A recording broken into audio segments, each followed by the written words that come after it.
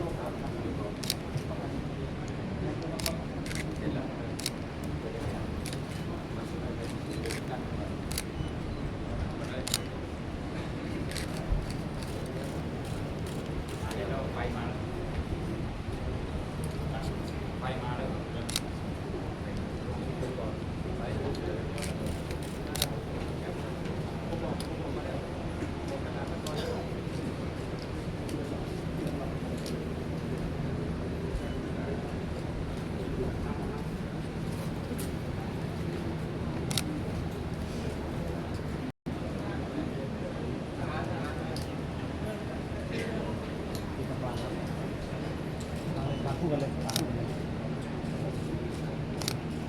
พร้อมไหมวันนี้การอัญเชิญผ้าไตร